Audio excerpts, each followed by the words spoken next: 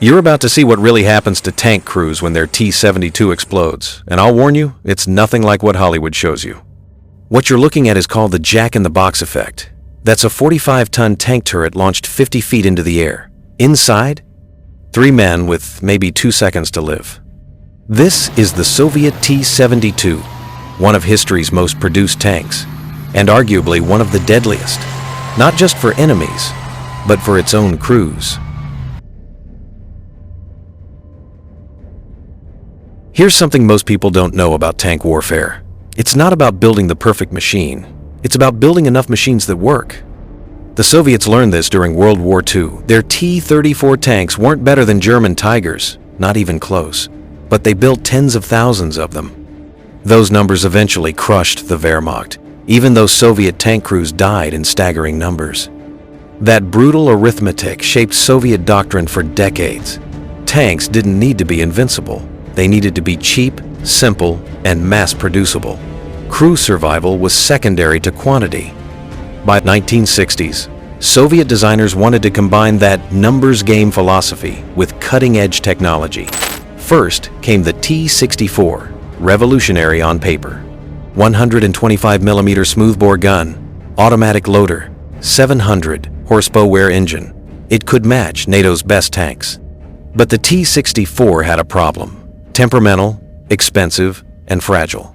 Not what you want when planning to build thousands of tanks for average conscripts.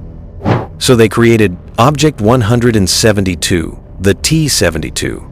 They kept the T-64's powerful 125mm gun and autoloader, but simplified everything else. Tougher engine, fewer breakable components. The goal wasn't perfection, it was good enough. The results were staggering. The T-72 could be manufactured 40 to 50% faster and way cheaper than the T-64. Over time, more than 25,000 T-72, yes, rolled off assembly lines worldwide. But behind all that success was a deadly compromise, one that would cost thousands of tank crews their lives. Let's talk about what it's actually like inside one of these machines. The first thing you feel isn't power. It's claustrophobia. Most NATO tanks have 4 crew members. The T-72, just 3. Commander, gunner, and driver. No human loader.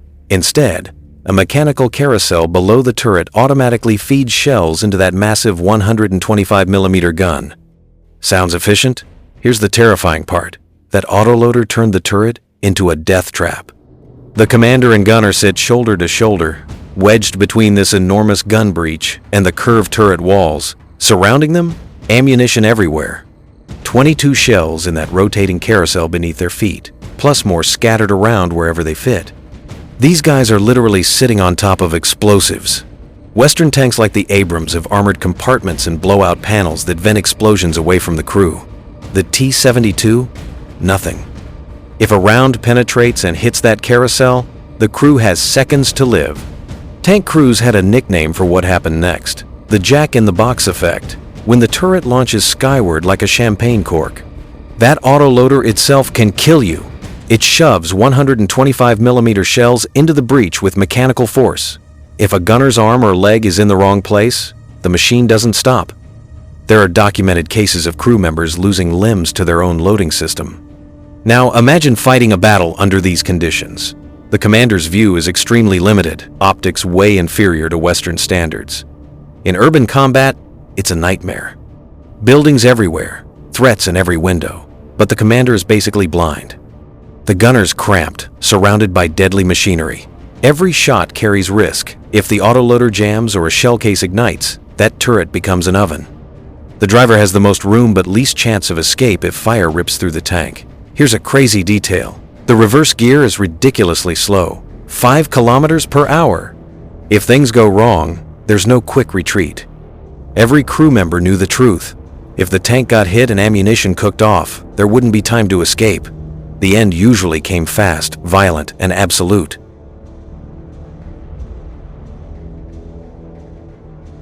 The T-72 first entered combat in the Iran-Iraq War of the 1980s. Saddam Hussein bought hundreds, the export T-72M variant.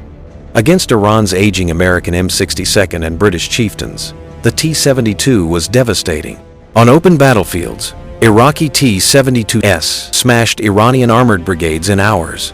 That 125mm gun tore through enemy tanks, and Iranian crews learned to fear this Soviet machine. For a while, the T-72 seemed invincible, but war exposes every flaw. Iranian fighters discovered that in urban combat, cheap RPG 7-second could trigger that ammunition carousel. A hit to the flank or turret roof meant catastrophic explosion, tank split open, turret blown skyward. For Iraqi tankers, survival was nearly impossible when this happened. The ammunition detonated instantly, turning their vehicle into an incinerator. But the real test came in 1991's Gulf War. When Saddam invaded Kuwait, Western commanders worried, how would their new Abrams perform against the Soviet Union's most numerous tank? What happened wasn't a battle, it was a massacre. The 26th of February 1991. Brutal conditions, complete darkness, raging sandstorm, zero visibility. Iraqi crews in dug-in positions must have felt confident. But the Abrams had thermal sights. Where Iraqis saw only dust and blackness, Americans saw glowing enemy silhouettes. They could fire accurately through night and storm like it was daylight. The Abrams fired 120mm depleted uranium rounds, hypervelocity projectiles that sliced through steel like butter. At ranges beyond 2 kilometers, Iraqi T-72s started exploding, turrets hurled skyward. For the Iraqis, pure slaughter. They never saw who was killing them. When they fired back, shells bounced off the Abrams composite armor. In one engagement, U.S. forces destroyed roughly 150 Iraqi tanks without losing a single Abrams. Imagine being an Iraqi tanker, sitting in darkness, hearing explosions everywhere, watching other tanks erupt into fireballs, never once seeing the enemy. That desert was supposed to be their fortress. Instead, it became their graveyard. After Desert Storm, the T-72's reputation was shattered. What was once whispered about as NATO's nightmare became openly called a coffin on tracks. But the Gulf War exposed flaws in how the T-72 was used, not just its design. Soviet doctrine envisioned massed thrusts with artillery and air support. Iraq's tanks were just dug in, static, and blind. Still, the world saw burning hulks across the desert, turrets in the sand, and crews who never stood a chance.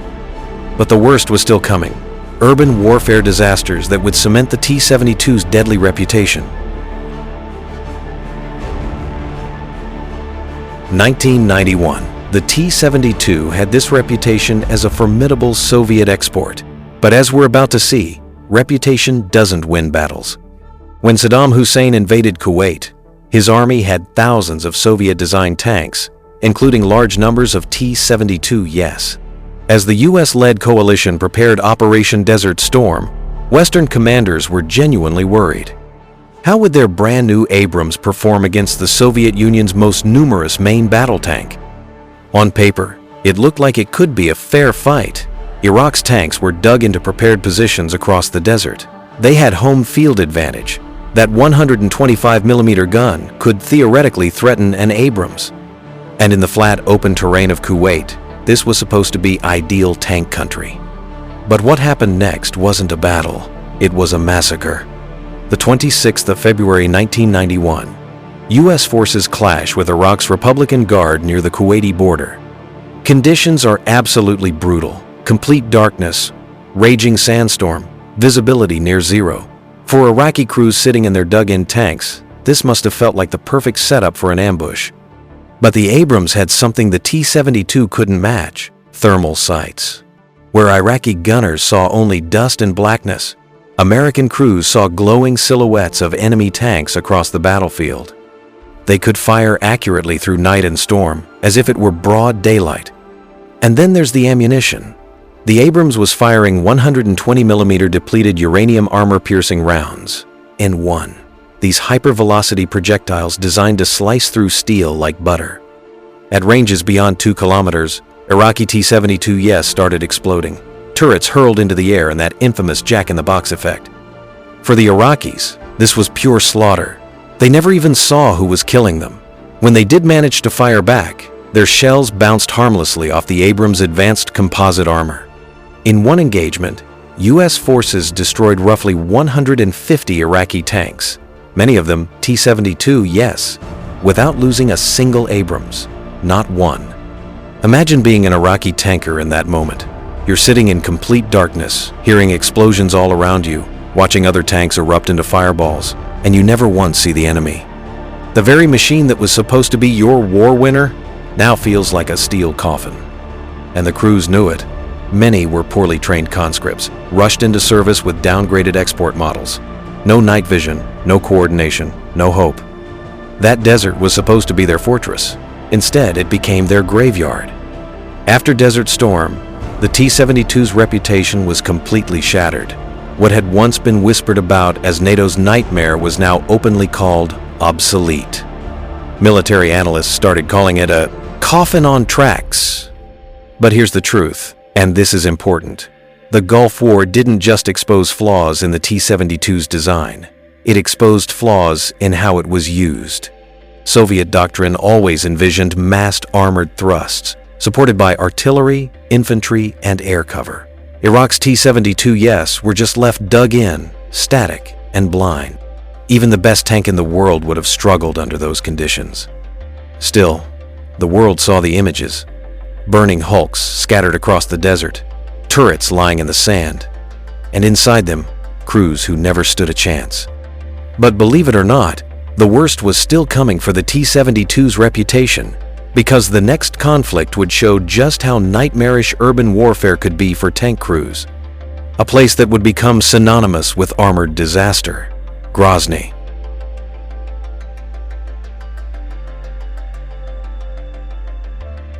If the Gulf War shattered the T-72's reputation, the First Chechen War burned it to ashes.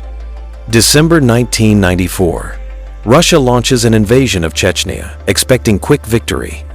The plan: roll into Grozny in parade formation, show overwhelming strength, intimidate rebels into surrender. But Grozny was waiting. Chechen fighters, lightly armed but determined, set up the perfect ambush. They knew Russians would enter along predictable routes with minimal infantry support. From bombed-out apartments, small teams with RPG-7, yes, waited. The trap was sprung. Lead tanks hit first. Last tanks hit next, blocking escape. The entire armored force was trapped in a kill zone of concrete and fire. Inside T-72, yes, crews had no idea where attacks came from. Every corner, window, rooftop could hide a gunner. That jack-in-the-box effect played out repeatedly. The statistics are staggering. First day, out of 26-ton 72 yes committed, 20 were destroyed. The city became known as the Tank Cemetery. This exact scenario had played out in Croatia. Yugoslav M-84 tanks, basically T-72 copies, rolled into Vukovar expecting to scatter fighters. Instead, they found a narrow street trap. Lead vehicle hit, rear tank destroyed, column sealed in. Croatian fighters unleashed RPG storms from windows and rooftops. Tank after tank struck in flanks and rear. Internal fire, instant explosion, turrets skyward. In under an hour, dozens of tanks became smoldering hulks. That street earned a grim nickname: the Cemetery of Tanks. The pattern was identical everywhere. Columns without infantry support, tanks in narrow kill zones, cheap weapons destroying million-dollar machines, and always, crews paid the price. Despite these disasters, the T-72 kept being deployed where it was least suited to survive. The cycle continued into the 21st century. You'd think by the 21st century things would change for the T-72. Better upgrades, modern armor, new tactics.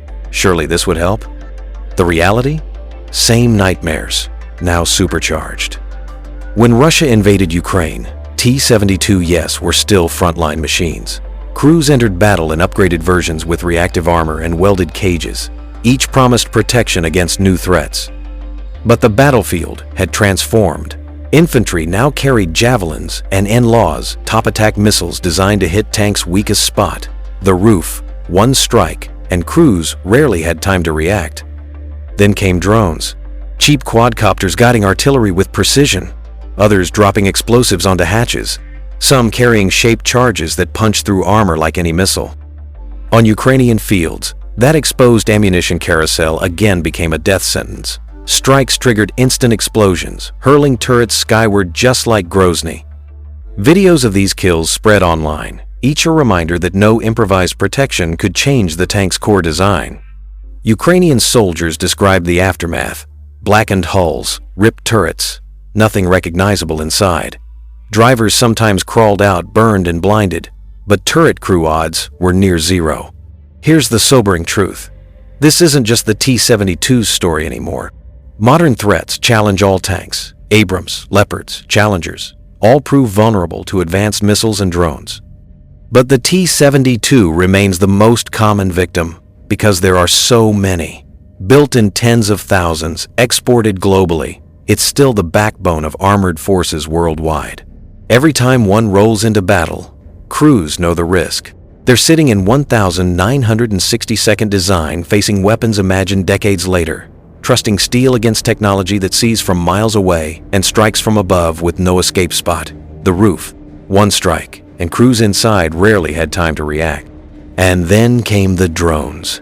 Cheap quadcopters guiding artillery with pinpoint accuracy. Others dropping explosives directly onto hatches or engine decks. Some carrying shaped charges that punch through armor as easily as any missile. On Ukrainian roads and fields, the T-72's most infamous flaw, that exposed ammunition carousel, once again became a death sentence. Strikes triggered instant explosions, hurling turrets sky high, just like in Grozny. Videos of these catastrophic kills spread across the internet, each one a grim reminder that no amount of improvised cages could change the tank's core design. Ukrainian soldiers who fought against them described the aftermath in chilling terms. Blackened hulls, turrets ripped from their mounts, nothing recognizable left inside. Survivors were rare. Drivers sometimes crawled out, burned and blinded, but for the men in the turret, the commander and gunner, the odds were near zero. Here's the most sobering truth. This isn't just the T-72's story anymore. It's the story of all tanks today. The battlefield has evolved faster than armor can adapt. Even the most advanced machines, the Abrams, the Leopard 2, the Challenger, have proven vulnerable to modern missiles and drones. But the T-72 remains the most common victim, simply because there are so many of them. Built in tens of thousands, exported to dozens of nations, it's still the backbone of armored forces worldwide. And every time one rolls into battle, the crew knows the risk. They're sitting inside a machine designed in the 1960s, facing weapons imagined decades later. They're trusting steel and doctrine against technology that can see them from miles away, strike from above, and leave no escape. For them, that jack-in-the-box effect isn't just an engineering quirk, it's a death sentence waiting to happen. From Iraq's deserts to Grozny's streets, from Vukovar's narrow roads to Ukraine's battlefields, the T-72 has left a trail of burning wrecks across modern history. It was born from World War II doctrine, numbers over survivability. Soviets believed mass could overwhelm technology. That quantity was its own quality. In a sense, they were right. With over 25,000 built, it became one of the most produced tanks ever, arming entire armies and giving smaller nations modern armored power. But that success carried a terrible price. Inside every destroyed T-72 is a story rarely told. A gunner who never escaped, a commander who couldn't see the ambush, a driver who felt his tank shudder, smelled fuel ignite, and knew he had seconds before flames reached him. The tank was designed to be expendable. The crews were not. Yet repeatedly, they were treated that way. Today, T-72, yes, still roll on front lines worldwide. Their silhouettes still cross fields, rumble through cities, carry crews who know exactly what could happen if struck. They've seen the videos, heard the stories. Some lived through it. And still, they climb inside. Because doctrine demands it. Because war demands it. The T-72 story is more than engineering trade-offs or tactics. It's a reminder how strategy turns men into numbers, how design choices in distant factories ripple down to life or death battlefield moments. The T-72 is both a symbol of Soviet military thinking and a monument to soldiers who fought and died inside it. A machine built for mass production that shaped half a century of warfare. And a machine that, when struck, too often left nothing behind but wreckage, fire, and silence. So next time you see footage of a T-72 turret rocketing skyward, remember, it's not just a war spectacle. It's the final instant in lives of men who had no way out. And that is what really happens to the crew of a T-72.